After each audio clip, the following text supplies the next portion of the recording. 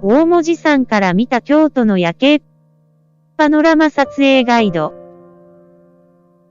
京都は日本で有名な街です。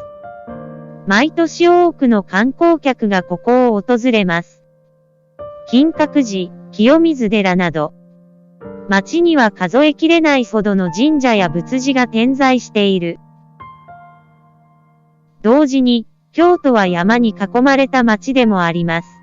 比叡山、水子山、鞍馬山、愛宕山、桟敷竹市。そして、大文字山。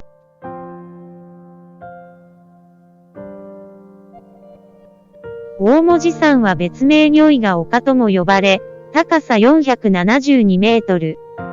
登山経験のない人にぴったりです。また、山の上からは京都市を一望することができます。視界が広々としている。もちろん、ここから夜景を見るのもいいでしょう。さあ、登山を始めましょう。まずは、登山前の準備。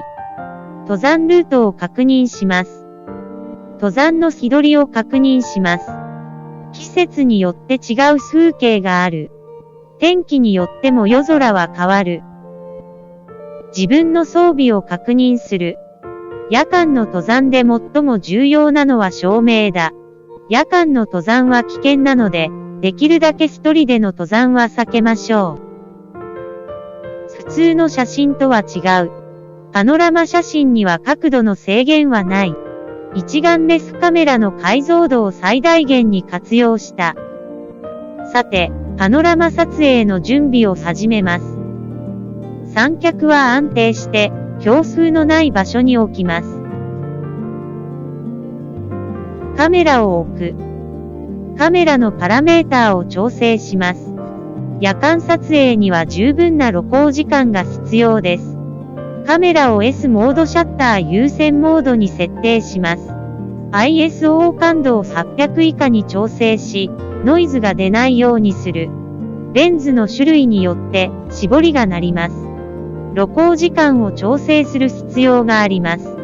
写真設定に入れる形式があれば、こうで調整するのに役立ちます。私のカメラのパラメーターは、露光時間30秒、絞り F8、ISO200 です。参考までに、1枚の写真を撮って、その写真で、さらに露光時間を調整します。準備が終わったら写真を撮ります。左から右、横から撮影します。写真の右端を次の写真の中心とする。図のように、焦点距離のレンズによって必要な写真の数が異なります。最終的にパノラマ写真の解像度も変わってきます。広角レンズは3、4枚、標準レンズは6から8枚、望遠レンズは12から16枚。標準写真を例に撮ると、左から右にかけて、6枚の写真を撮りました。家に帰って、パソコンの電源を入れます。パノラマ写真の合成を始めます。Adobe Photoshop が必要です。Photoshop を開きます。メニューバーで選択します。ファイル自動 PHOTOMERGE。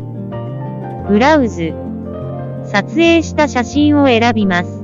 確認。写真の合成を待ちます。すべてのレイヤーを選択します。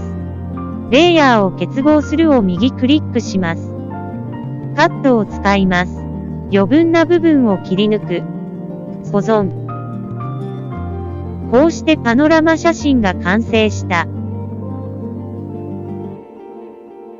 ご覧いただき、ありがとうございます。